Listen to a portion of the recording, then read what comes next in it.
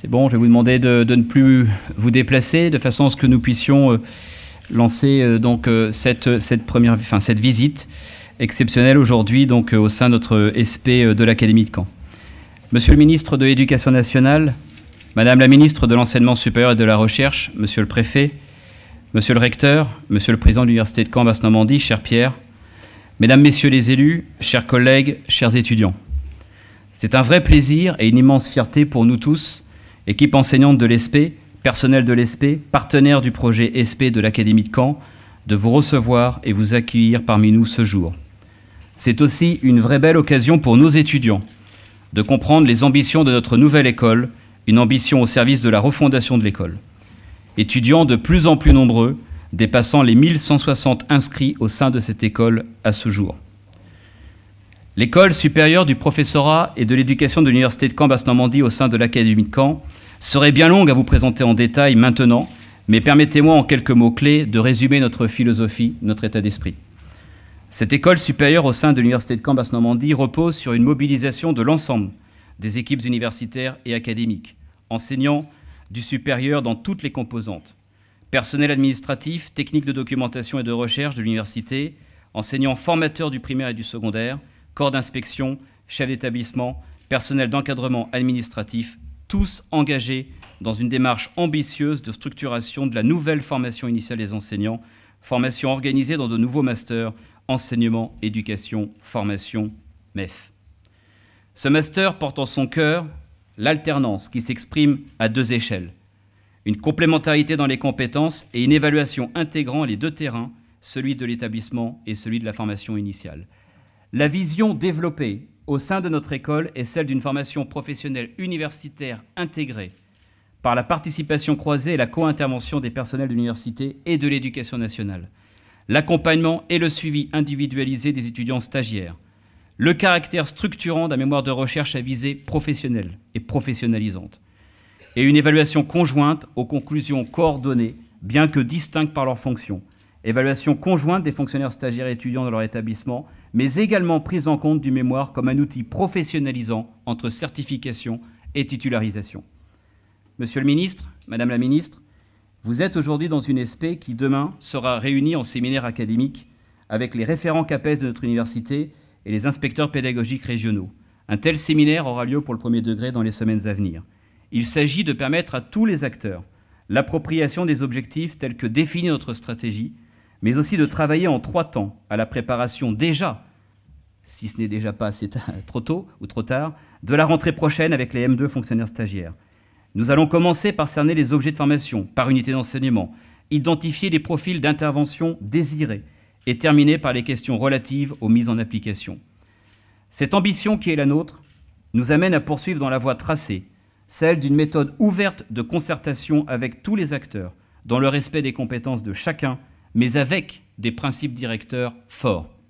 En effet, cette SP n'est pas et ne sera pas juxtaposition de dispositifs existants, remodelage de modules de formation connus, même si cela est parfois rassurant. Cette SP doit être et sera un nouveau modèle de formation donnant toute sa place à cette alternance intégrative selon les axes présents et portés dans notre projet stratégique. Il nous faut dépasser l'horizon d'attente qui est le nôtre depuis trop d'années pour nous saisir ensemble de cette belle opportunité qui nous est offerte de refonder la formation des enseignants. Repoussons les limites dans nos conceptions, mettons de côté nos différences dans les approches de la didactique pour considérer ce qu'il y a de meilleur, faisant de notre SP un véritable univers des possibles, reliant toujours formation initiale et formation continue, sensibilisation et professionnalisation. Nous continuerons collectivement de construire une connaissance partagée, véritable culture commune, des objets de formation qui doivent être les nôtres pour former de la meilleure des manières nos étudiants se destinant au métier de l'enseignement, de l'éducation et de la formation. C'est notre ambition. C'est ce à quoi nous nous déployons depuis plusieurs mois pour construire ensemble les étudiants, parcours de formation.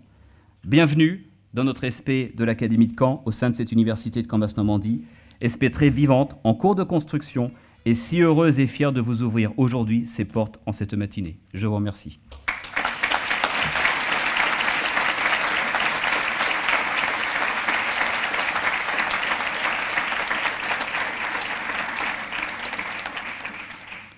Et j'invite donc Madame la ministre de l'Enseignement supérieur et de la Recherche, Madame Fioraso.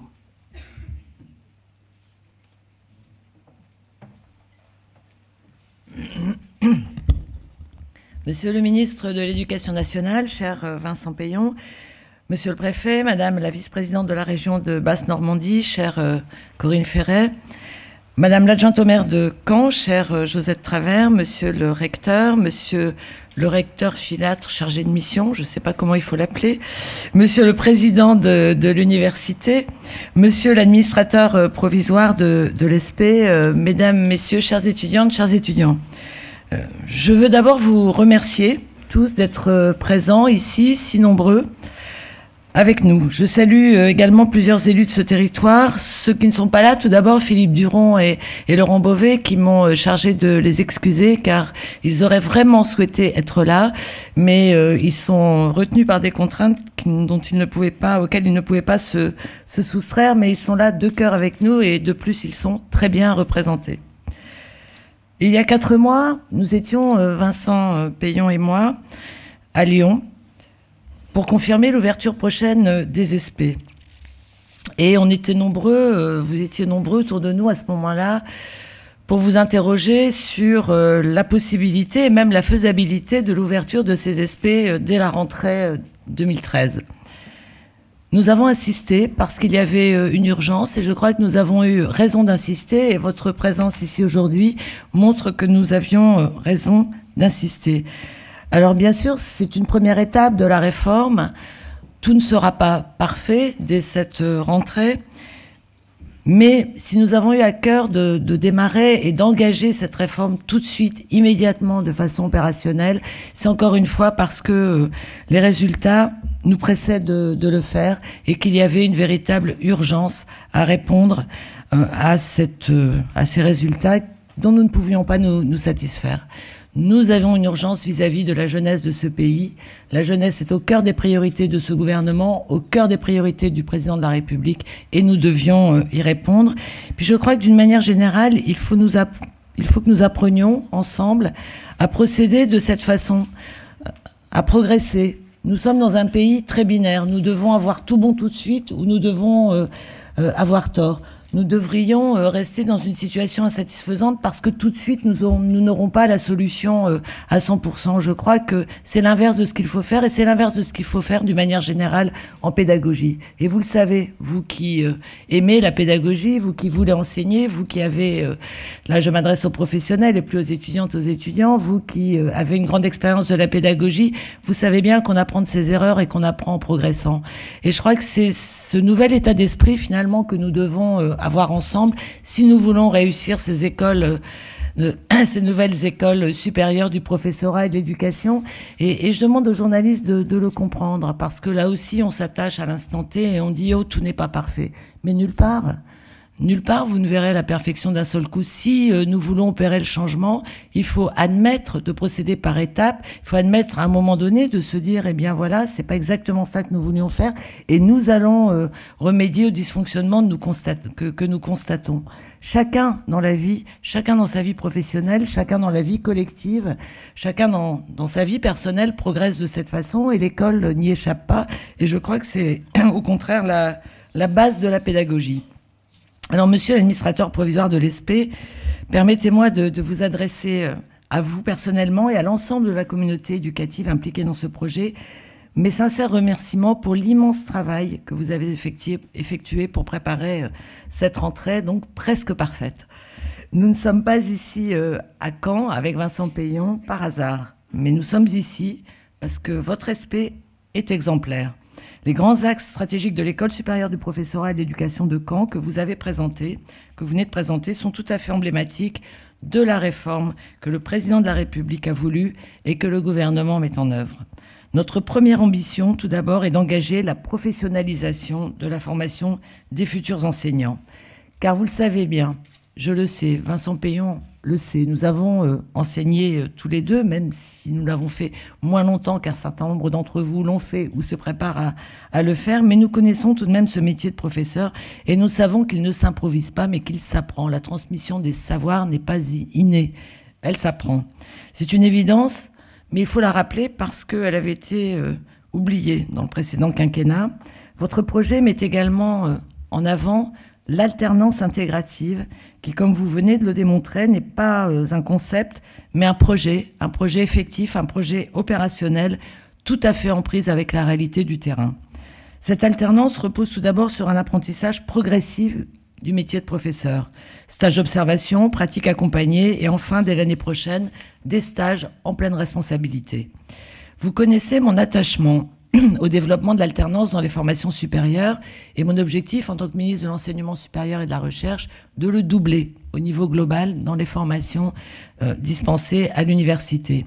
L'alternance, c'est une autre manière d'apprendre et de se former qui suppose un accompagnement et un suivi individualisé, exactement ce que l'on veut faire également avec les élèves pour les accompagner dans un parcours de réussite de la maternelle jusqu'à l'enseignement supérieur.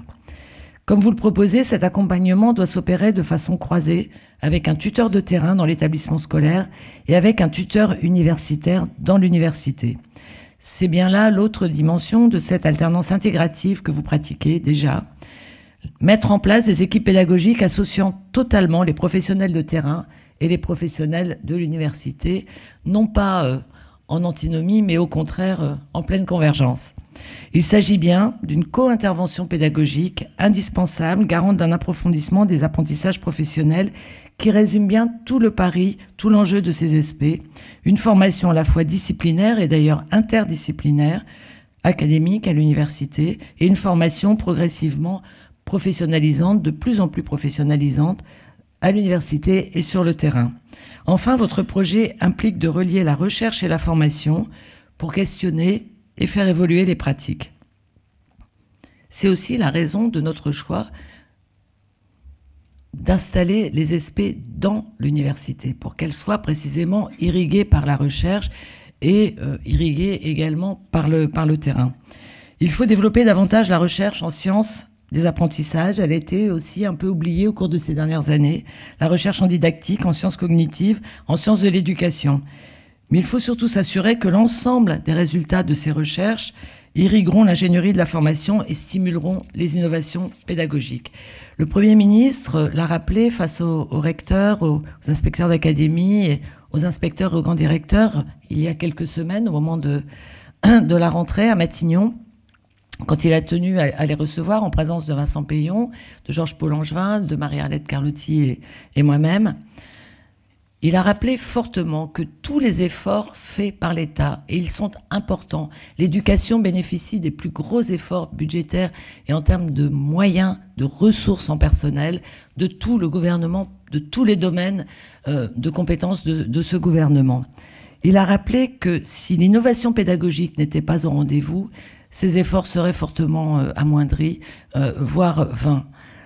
Il a dit à chacun des participants à cette réunion, mais il l'a dit pour que cette parole soit relayée auprès de vous, il a dit « osez, ayez l'audace d'innover ». Ayez y compris l'audace d'expérimenter, d'évaluer, de dire « là nous avions raison, là nous devons modifier, là nous devons amender, là nous devons progresser ». L'audace d'innover, je crois que c'est cela qui peut résumer ces SP pluridisciplinaires, ces SP qui ne sont pas des SP dogmatiques, mais qui sont des SP de réussite, des SP de parcours de réussite. Un parcours, ça veut dire que l'on progresse au fur et à mesure que l'on avance. Monsieur le recteur, permettez-moi donc de faire 2 vœux. Exigez beaucoup de l'SP. Engagez-y vos professeurs et inspecteurs les plus talentueux pour faire avancer les pratiques pédagogiques et professionnelles.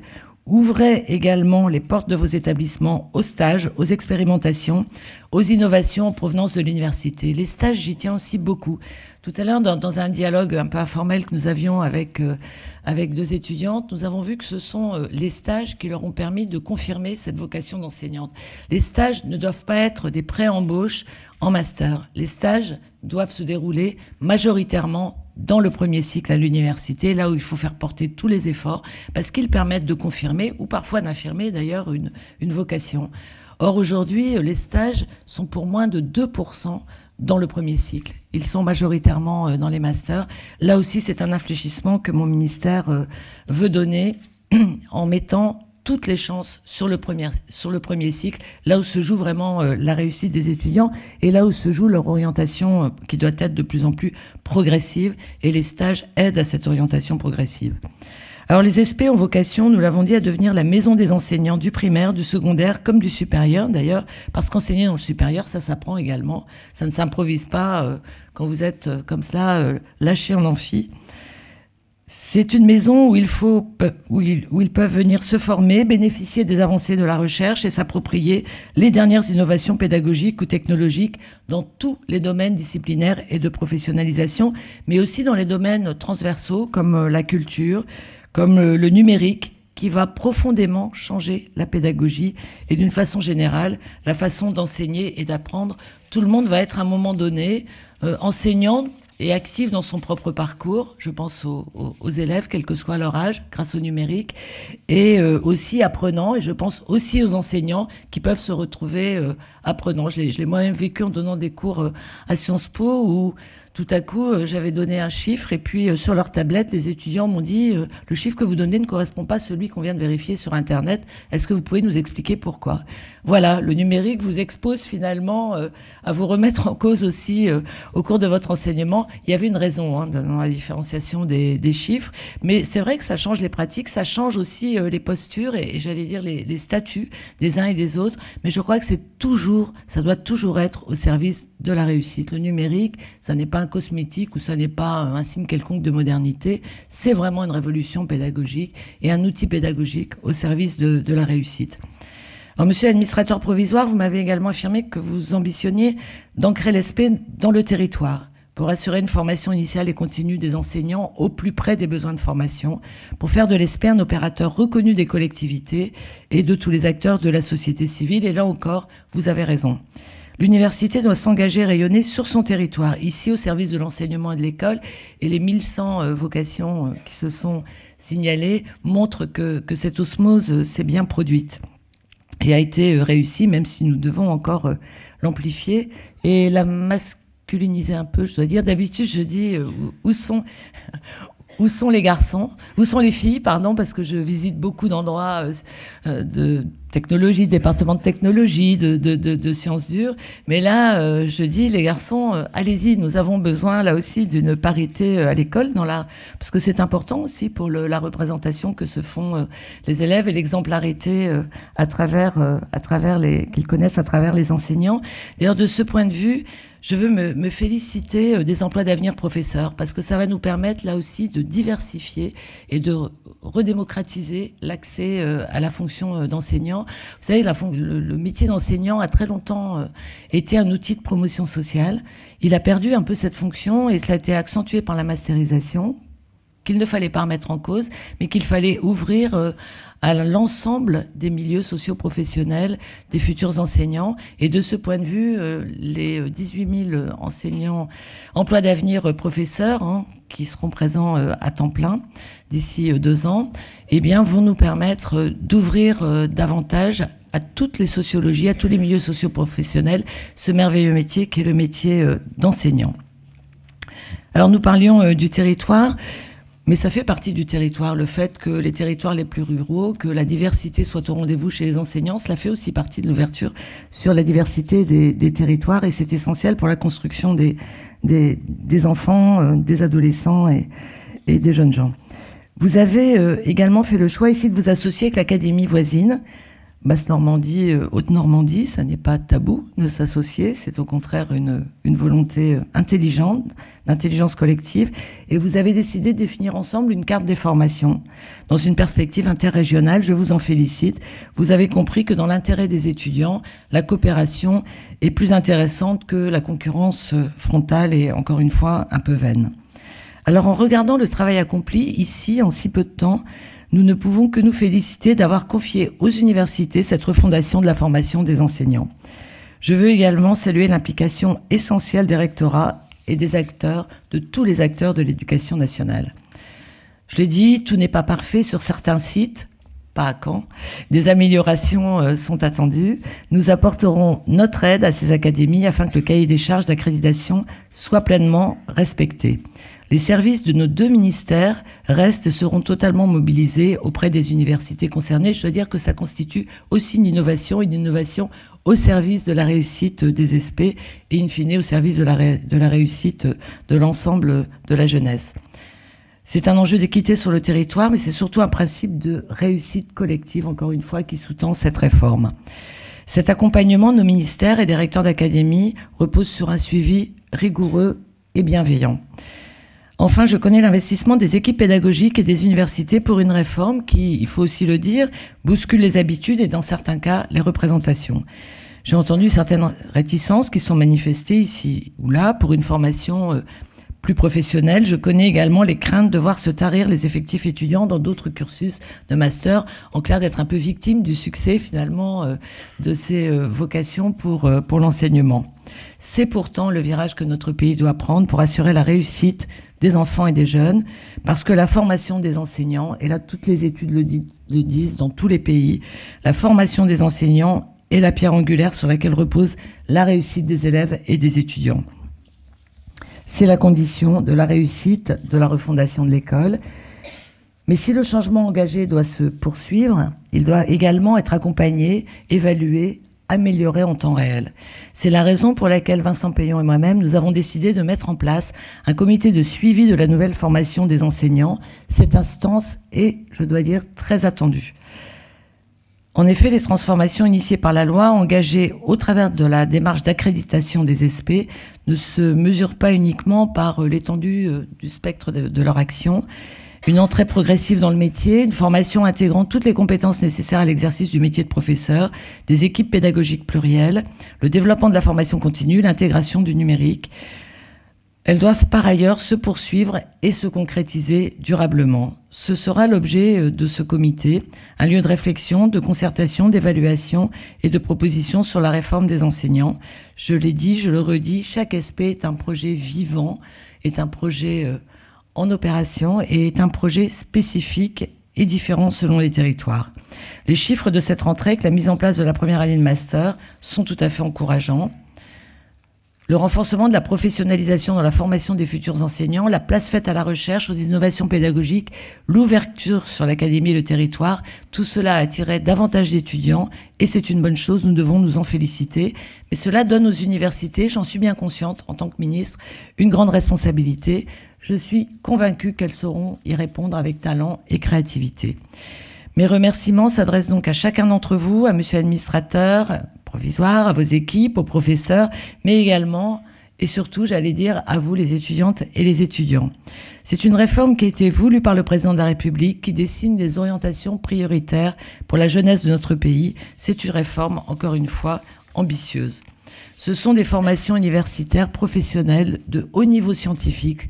Cela n'est pas antinomique, bien au contraire, en alternance, qui vous prépareront à l'exercice de ce métier tout à fait extraordinaire.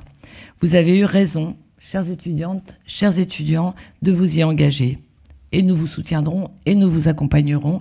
Je vous souhaite à tous une excellente année universitaire et je suis convaincue que vous y trouverez épanouissement, succès, progrès et bien entendu, réussite pour tous. Merci de votre attention.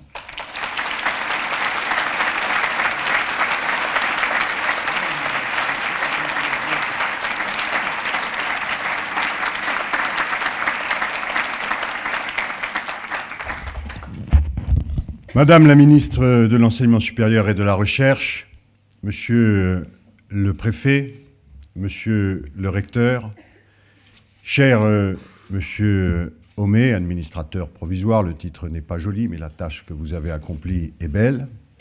Cher président d'université, vraiment j'ai été heureux en regardant le projet de votre SP de voir, ça n'est pas partout le cas, et ça n'était pas simple, comment les universitaires ici, sous votre impulsion, ont pu travailler avec l'éducation nationale. C'est la clé du succès. Cher recteur Filâtre, cher directeur académique des services de l'éducation nationale, chers inspecteurs, chers professeurs, chers maîtres formateurs, chères étudiantes, chers étudiants. C'est un moment pour moi de grande émotion ce matin. Immense émotion même. Car le projet, on est à Caen, de l'ouverture de l'école supérieure du professorat et de l'éducation, fait écho à l'ouverture de ces écoles dans 29 autres académies. Il se fait que, et pourquoi pas, nous en avons rêvé. J'ai encore le souvenir d'une visite avec l'actuel président de la République en Seine-Saint-Denis, les conditions ne sont pas toujours simples, où nous avions rencontré le collectif des stagiaires. Comme Geneviève Fiorasso le rappelait à l'instant, nous avons été enseignants. J'ai connu les stages. J'ai été professeur d'école normale. J'ai eu à former des jeunes professeurs. Et nous avions rencontré, je me souviens, dans un collège, Olympe de Gouges, avec le président qui n'était que candidat, un certain nombre de stagiaires de ce collectif qui nous faisaient état de la situation. Suppression de la formation, suppression de l'année de stage, mise devant les élèves directement, 18 heures. Les meilleurs avaient, sur le terrain, essayé de conserver des situations avec des décharges de 3 heures. Souvent, dans une éducation nationale tellement appauvrie, et combien on a lu de papiers, que ces néo-stagiaires, comme on disait vilainement à ce moment, se retrouvaient sur plusieurs établissements, avec plusieurs niveaux de classe. Cette situation, pour un pays comme le nôtre, était inacceptable. Vous devez porter l'histoire de notre pays. Vous devez porter l'histoire de notre République. Elle est liée totalement à l'école. C'est le cas depuis la Révolution française. Le cœur battant de la République, c'est l'école. C'est les vertus de l'école. La transmission du savoir, le respect de chacun, la volonté de s'élever l'élève au-dessus de son intérêt particulier. Et ces valeurs ont été abîmées, bafouées, abandonnées. Ce sont des valeurs aussi, ce sont les mêmes, de justice. Le pays de la Déclaration universelle des droits de l'homme, de la Déclaration des droits de l'homme et du citoyen, c'est le pays qui considère que chacun a droit à l'éducation, que chacun peut réussir, qu'il y a en chacun de vous une lumière qui doit rencontrer une lumière dans un élève, que l'on ne peut pas entrer face à l'un ou face à l'autre en disant « il n'y arrivera pas, il n'est pas capable, il n'a pas les moyens de… » Non. Et l'école est ce qui doit permettre à chacun précisément de se construire, de trouver sa place. Ces dernières années, la France a été blessée. Elle l'est encore. Et elle est blessée aussi quand son école est blessée. Parce que ce sont ces valeurs, celles qui ont permis, dans la Troisième République, l'établissement de la République, celles qui s'étaient constituées ailleurs, qui ont été attaquées. J'ai la conviction que les défis qui sont les nôtres, des défis considérables, des défis en termes de justice, des défis en termes d'emploi, des défis en termes de cohésion sociale, des défis environnementaux, seront relevés pour autant que nous sommes capables de relever d'abord le défi de l'école. Pourquoi ? Parce qu'il faut être très sot et beaucoup se tromper pour croire qu'un être humain et une nation, c'est pareil, ne fonctionnent qu'avec des intérêts égoïstes, de la matière.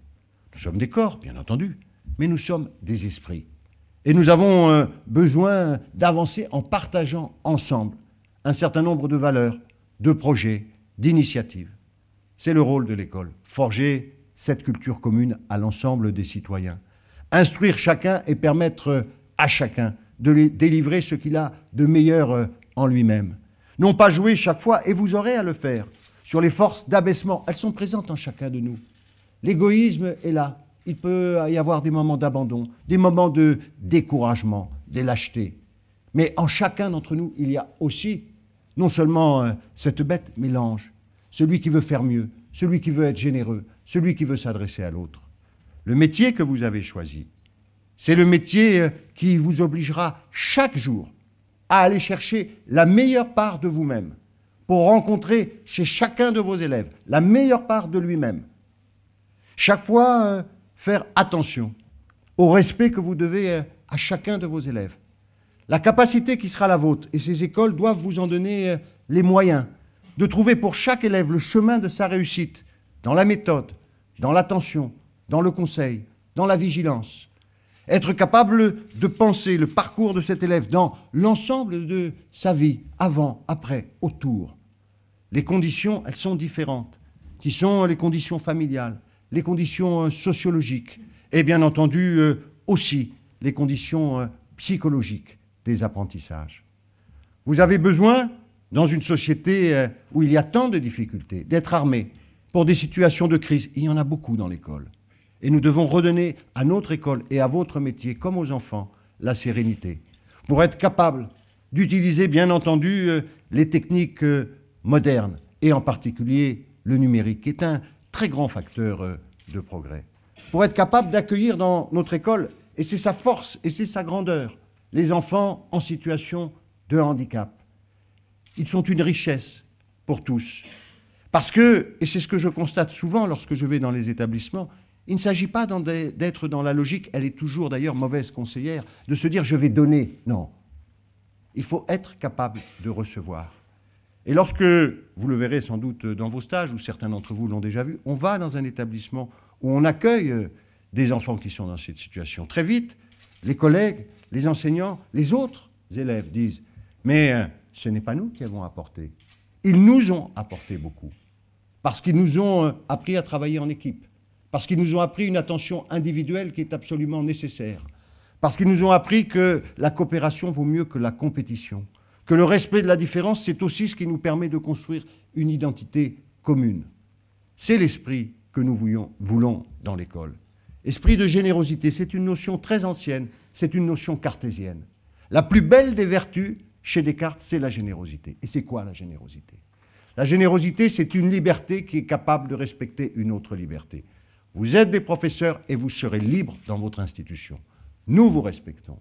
La liberté pédagogique, j'y crois. L'exemplarité du maître, j'y crois. Et en même temps, cette liberté devra toujours s'adresser à une autre liberté. On ne dresse pas les enfants, on les instruit et on les éduque. Vous avez choisi le plus beau métier du monde. La France a besoin de vous. La refondation a besoin de ses refondateurs. Nous sommes un pays dans lequel, vous le savez peut-être, 25% de nos élèves sont en difficulté lorsqu'ils entrent au collège sur les apprentissages fondamentaux. Nous sommes un pays dans lequel 150 000 jeunes sortent sans qualification ni diplôme de notre système chaque année. Nous sommes un pays dans lequel il y a un accroissement des inégalités, pas une reproduction, un accroissement des inégalités par la scolarité en fonction de votre milieu d'origine. Nous n'avons pas à l'accepter. Ça n'est pas une fatalité. Il peut en être autrement. Cela va être votre rôle. Les professeurs, les élèves, ce sont les messagers de l'avenir. Un projet d'école, c'est ce qu'a dit le président de la République, c'est presque une évidence, mais il est bon de le rappeler. C'est un projet de société. Les valeurs que vous allez transmettre, l'attitude qui va être la vôtre à l'égard des uns et des autres, et entre vous.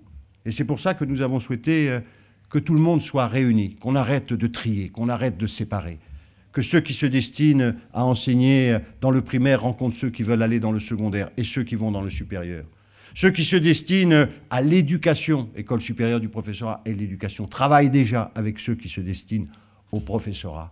Que les universitaires et les chercheurs soient présents à nos côtés, où nous avons à former les professeurs de l'éducation nationale. Que l'esprit de ceux qui enseignent des disciplines croise l'esprit de ceux qui, sur le terrain, ont à les transmettre, et parfois à des enfants en très grande difficulté. Vous allez avoir à porter cette flamme. Elle n'est pas évidente, elle n'est pas simple. Elle supposera chaque jour, pour beaucoup d'entre vous, d'aller retrouver en vous-même les vraies motivations de l'action. Mais il faut que vous sachiez que pour ceux qui ont souhaité ces écoles supérieures du professorat et de l'éducation, elles sont portées par une vision collective. Lorsque la République s'est établie, après près d'un siècle de tourments, il a fallu attendre le début de la Troisième République pour qu'il n'y ait plus, sauf un instant malheureux au début de la Seconde Guerre mondiale, d'éclipse. Elle s'est établie par l'école. Et le premier acte qui a été posé, le grand historien Antoine Prot le rappelle régulièrement quand on veut bien lui donner la parole, ce sont des grandes lois scolaires. Et dans ces grandes lois scolaires, la formation des enseignants.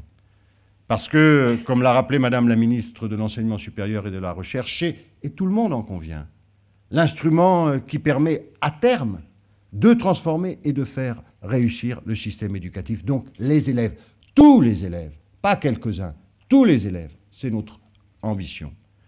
De ce point de vue, au cœur de la refondation de l'école de la République, qui est aussi la refondation de la République par l'école, il y a ce projet des écoles supérieures du professorat et de l'éducation, comme projet central. Nous avons un devoir de réussite. Nous avons besoin d'en appeler à toutes les bonnes volontés. Et ici, à Caen, elles ont été présentes. Nous accompagnerons le temps nécessaire, l'amélioration de ces formations. Mais nous sommes absolument convaincus que ce qui permettra le redressement de l'école française, et sans doute le redressement du pays, c'est d'avoir retrouvé et d'avoir pu réunir, de pouvoir accompagner à travers ces écoles une génération qui attendait enfin de pouvoir montrer ce qu'elle peut faire au service des autres. J'ai trop entendu, souvenez-vous, c'était il y a encore un an, crise des vocations. Les jeunes, ils n'ont pas envie de devenir professeurs. Les jeunes, ils méprisent ce métier. On avait fait des conditions tellement déplorables pour entrer dans ce métier qu'évidemment, il y avait découragement. Mais cette année, vous avez été présent au rendez-vous des concours, des deux, au rendez-vous de ce Master 1, je vois l'augmentation de la fréquentation, parce que vous voulez servir. Bien entendu, avoir un métier, une insertion professionnelle. Mais on ne choisit pas de devenir professeur dans une logique d'égoïste. On choisit de devenir professeur parce qu'on porte et qu'on vous a transmis des valeurs. Souvent, nous avons fait une étude récente, lorsqu'on demande à des professeurs qu'est-ce qui a pu motiver leur vocation, leur engagement. Lorsqu'ils réfléchissent et qu'ils ont un peu de temps pour le faire, à un moment ou à un autre, ils ont le souvenir de la rencontre, précisément d'un professeur. La rencontre de qui? Quelqu'un qui avait de l'autorité, oui, pas de l'autoritarisme, de l'autorité. Quelqu'un qui leur a donné l'exemple de ce que c'est que l'effort, la justice, le moment juste du regard qui peut aider, le moment juste aussi de la parole qui, à un moment, peut appeler à l'effort, à davantage d'efforts. Ils ont ce souvenir parce qu'il y a eu une rencontre entre un élève, un enfant et un adulte qui voulait donner à cet enfant et lui permettre de s'élever. Ça va être votre tâche. Elle est absolument essentielle. Sachez que nous avons une confiance totale en vous, à ceux qui vont vous accompagner dans l'école, et que nous attendons beaucoup de vous. Ce que nous faisons ensemble aujourd'hui va très largement au-delà de ce joli amphithéâtre. C'est une bonne nouvelle pour la France de savoir qu'il y a à nouveau qui répondent à l'appel des nouveaux hussards noirs de la République.